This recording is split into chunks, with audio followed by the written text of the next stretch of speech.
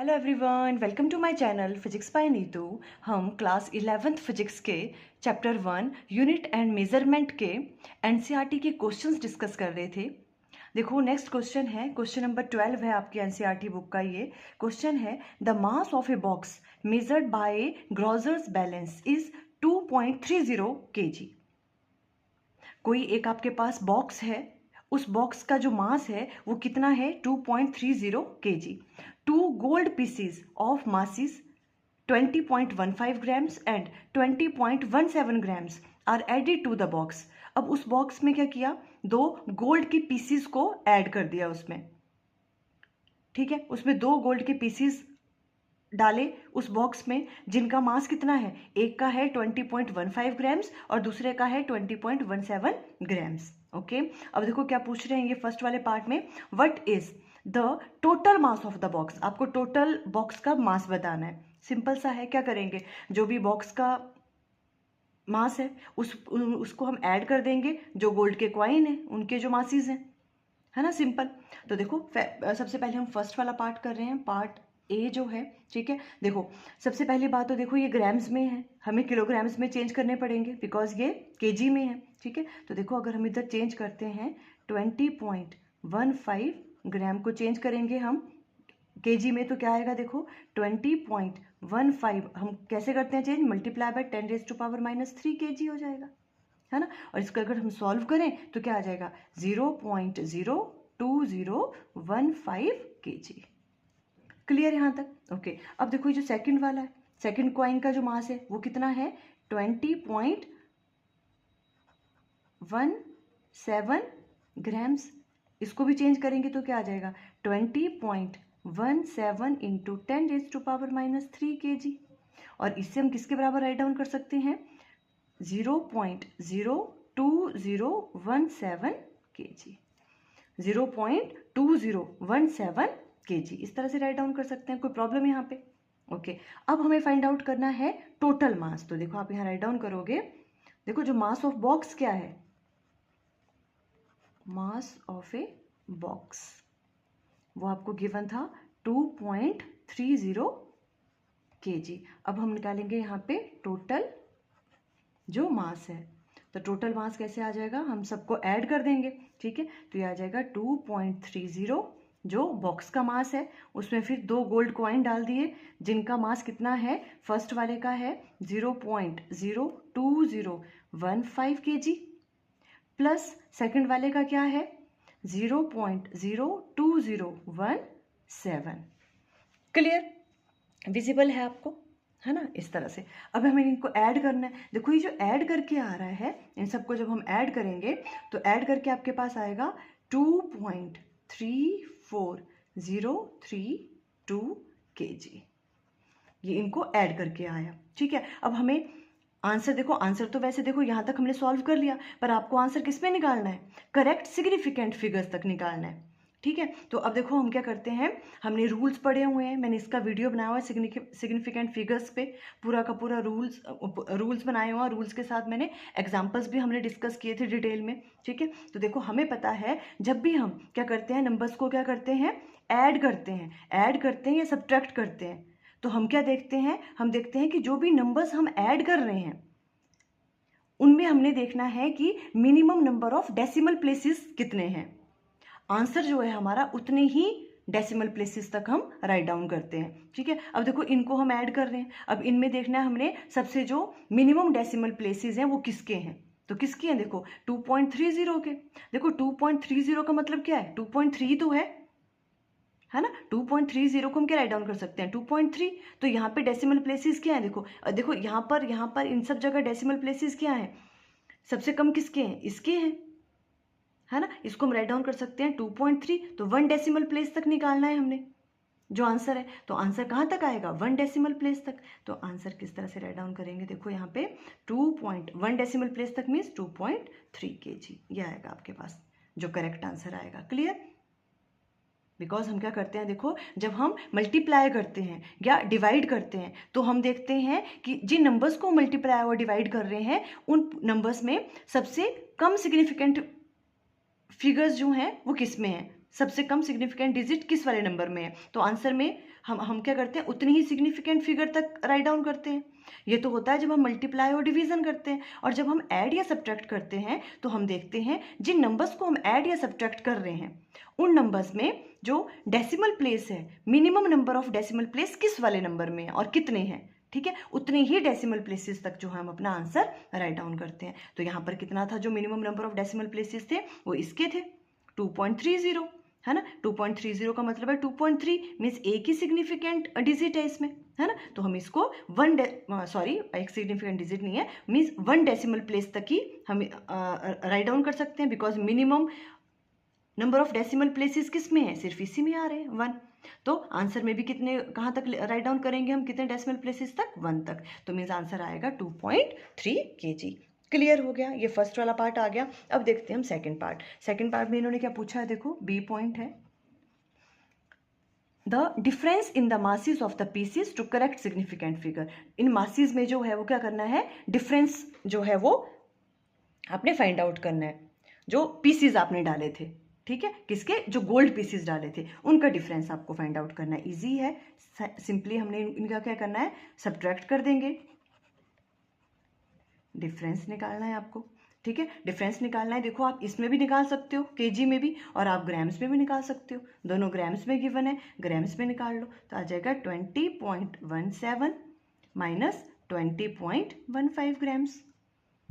Clear. अब ये देखो जब हम ये करेंगे तो यहाँ क्या आ जाएगा, 0.02 ग्राम्स, ठीक है। अब देखो यहाँ पे जो है कितने डेसिमल प्लेसेस तक हैं जिनको हम सब्ट्रैक्ट कर रहे हैं, मिनिमम डेसिमल प्लेसेस, देखो यहाँ भी 2 है, यहाँ भी 2 है, तो आंसर भी कितने डेसिमल प्लेसेस तक आएगा, 2 तक ही, तो 2 तक ही आ रहा है आंसर। देखो इस तरह से करेंगे वाले क्वेश्चन सॉल्व हम। आपको सिंपली इन क्वेश्चंस का मतलब क्या है करवाने का, देखो कि आपको सिग्निफिकेंट डिजिट काउंट करना आनी चाहिए, आपको पता होना चाहिए जो रूल्स हैं सिग्निफिकेंट फिगर किस तरह से हम राइट डाउन करते हैं, वो चीज़ आपको अच्छे से अंडरस्टैंड हो, इसीलिए ये वाले क्वेश्चंस करवाए जा रहे हैं।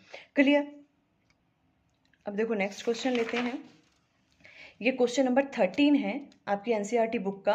देखो क्या है question, a famous relation in physics relates moving mass m to the rest mass m naught of a particle in term of its speed v and speed of light c. This relation first arose as a consequence of special relativity due to Albert Einstein. ठीक है, आपको एक बहुत famous relation है rest mass and moving मास के बीच में, ठीक है। और वो ये रिलेशन आपने भी बहुत जगह देखा होगा। क्या रिलेशन होता है, देखो m equal to m naught upon 1 minus v square, यहाँ c भी आता है कहीं, देखो इसकी पावर 1/2, ठीक है। तो और अब इस रिलेशन में आपको करना क्या है, देखो क्वेश्चन में क्या पूछ रहे हैं, a boy recalls the relation almost correctly but forget where to put the constant c।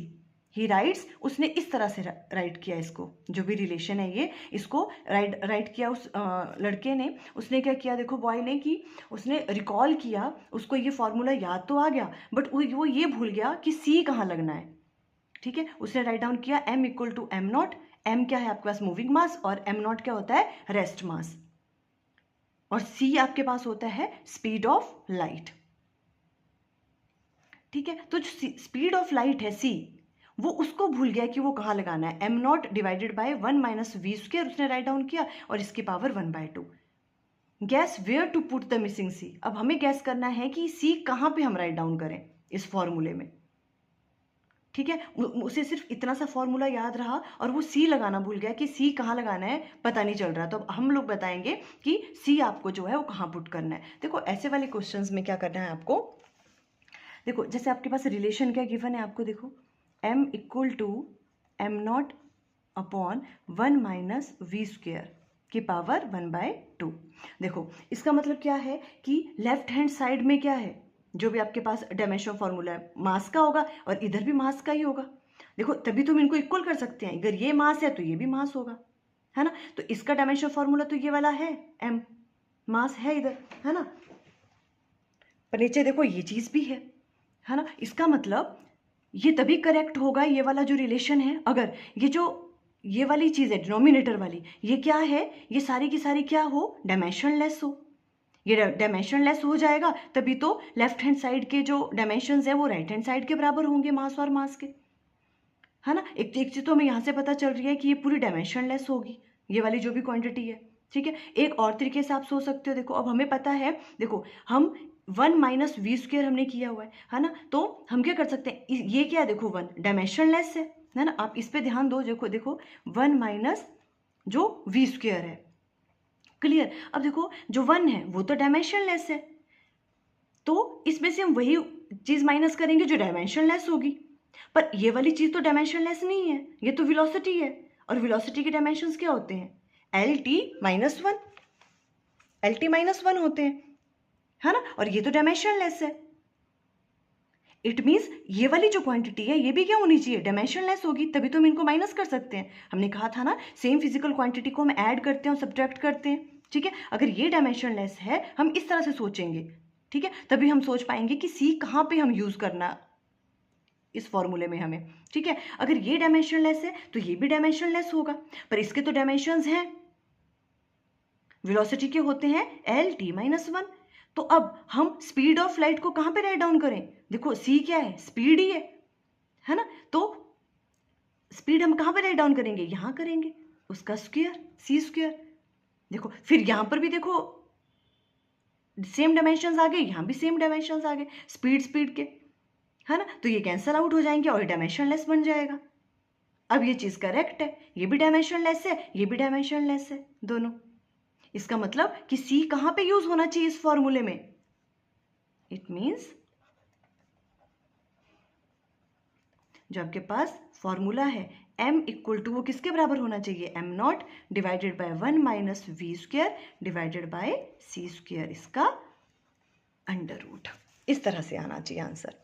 Clear हुई ये वाली बात, है ना। हमें पता है ये डायमेंशनलेस है, तो ये क्वांटिटी भी डायमेंशनलेस होनी चाहिए, पर ये तो डायमेंशनलेस नहीं थी। इसको हम डायमेंशनलेस कैसे बना सकते हैं, जब हम क्या करेंगे, सेम वाली चीज से नीचे क्या कर देंगे, डिवाइड, तो स्पीड से, स्पीड के स्क्वायर से हमने इसको यहाँ पे डिवाइड कर दिया, अब ये भी डायमेंशनलेस बन गई, और ये भी, अब हम इसको इस तरह से राइट डाउन कर सकते हैं। इट मीन्स अब ये फॉर्मूला क्या है, करेक्ट है। ये फॉर्मूला करेक्ट नहीं था, ये फॉर्मूला अब करेक्ट है, ये डायमेंशनलेस होगी पूरी की पूरी, है ना, और यहाँ पर भी देखो लेफ्ट हैंड साइड में भी मास के यूनिट डायमेंशंस हैं और इधर भी मास के हैं। इस तरह से आप सोचोगे इस टाइप के क्वेश्चंस। क्लियर। अब देखो नेक्स्ट क्वेश्चन लेते हैं। नेक्स्ट क्वेश्चन है आपके एनसीईआरटी का क्वेश्चन नंबर 14। देखो क्वेश्चन क्या है, the unit of length convenient on the atomic scale is known as an angstrom and is denoted by 1 angstrom equal to किसके बराबर है, 10⁻⁻10 मीटर के बराबर होता है, हमें पता है, ठीक है, लेंथ के यूनिट है। अब देखो the size of a hydrogen atom is about 0.5 angstrom.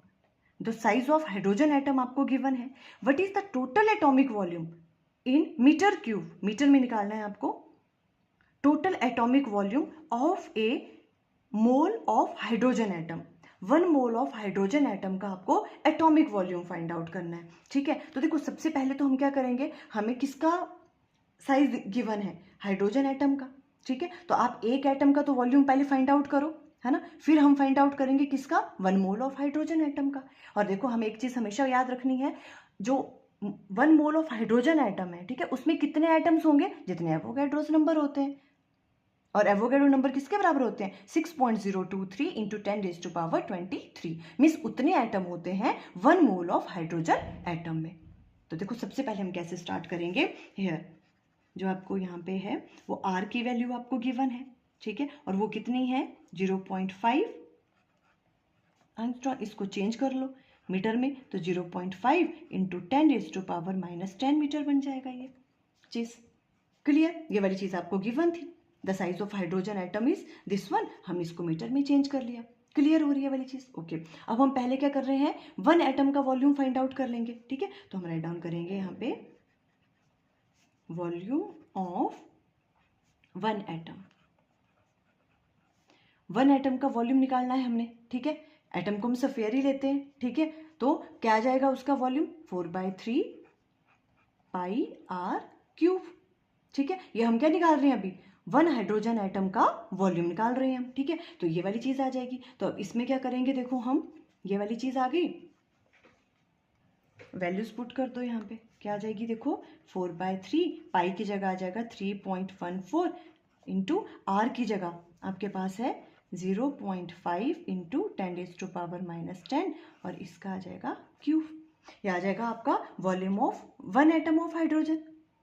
Clear? पर हमें क्या फाइंड आउट करना है? हमें फाइंड आउट करना है what is the total atomic volume in metre cube of a 1 mole of hydrogen atom. ठीक है, ये तो निकला volume of one atom of hydrogen atom. अब हमें पता है 1 मोल ऑफ हाइड्रोजन एटम में कितने एटम्स होते हैं? जितने एवोगैड्रोस नंबर होते हैं। ठीक है, तो उन एवोगैड्रो नंबर को हमें मल्टीप्लाई करना पड़ेगा किसके साथ? Volume of one atom of hydrogen atom. तब निकलेगा वो क्या? Atomic volume of 1 mole of hydrogen atom. बस यही चीज इसमें समझने वाली थी। ठीक है, बाकी तो कैलकुलेशन पार्ट है। तो देखो हम दोबारा से यहाँ पे राइट डाउन करेंगे। हमें क्या फाइंड आउट करना है? देखो हमें फाइंड आउट करना है atomic volume of 1 mole of hydrogen atom. तो वो कैसे होगा? देखो पहले तो यही हम जो 1 एटम है इसका वॉल्यूम राइट डाउन करेंगे 4/3 पाई 3.14 और ये हो गया 0.5 इंटू 10⁻⁻10 का पाई आर क्यूब। ये वाली चीज ऐसे हम राइट डाउन करेंगे और यहाँ पे इसको मल्टीप्लाई करेंगे किसके साथ? एवोगैड्रो नंबर के साथ, और वो होता है 6.023 इंटू 10⁻23। ये निकल जाएगा आपके पास atomic volume of 1 mole of hydrogen atom. Clear ये वाली बात? ओके, अब इस चीज को देखो जब हम यहाँ पे सॉल्व करेंगे, ठीक है, तो किस तरह से आएगा? देखो ये सॉल्व करके यहाँ पे हम राइट डाउन करेंगे, यह है 4/3 इंटू 3.14 इंटू, देखो ये वाली चीज थी 0.5, इसको 3 टाइम्स मल्टीप्लाई करेंगे तो यहाँ आ जाएगा 0.125 इंटू 10⁻⁻30, है ना, क्यूब है इसका ये। ओके, इसको मल्टीप्लाई करेंगे 6.023 इंटू 10⁻23। क्लियर यहाँ तक? ओके, अब देखो ये सॉल्व करके, ये देखो मैंने सॉल्व कर लिया, ये सॉल्व करके आएगा, ये मल्टीप्लाई किए हमने जब ऊपर वाले, तो यहाँ पे आ गया 9.45611 इंटू आ जाएगा 10 की पावर कितनी? देखो -30 एंड 23, तो आ गया 10 की पावर -7। डिवाइड करेंगे इसको 3 के साथ तो आ जाएगा 3.152 इंटू 10⁻⁻7। ठीक है, अब हमने इसको अगर राइट डाउन करना है, देखो सिग्निफिकेंट फिगर्स इसमें देखनी है, तो देखो यहाँ पर कितनी है सिग्निफिकेंट जो फिगर है? देखो ये आपको गिवन था 0.5, और कितनी सिग्निफिकेंट फिगर है? मिनिमम 1 है ना, तो इसको 1 सिग्निफिकेंट फिगर तक ही हम राइट डाउन करेंगे। तो कैसे राइट डाउन कर सकते हैं इसको? अप्रोक्सीमेटली किसके बराबर होगा ये? 3 इंटू 10⁻⁻7। और किस में फाइंड आउट करेंगे? वॉल्यूम निकाल रहे हो आप, ये तो मीटर क्यूब में, मीटर क्यूब में आपको कहा था फाइंड आउट करने के लिए। ठीक है, तो इस तरह से क्वेश्चन सॉल्व करोगे अगर आपको इस तरह के क्वेश्चंस एग्जाम में आते हैं। आई थिंक आपको क्लियर हो गया। Okay, thank you.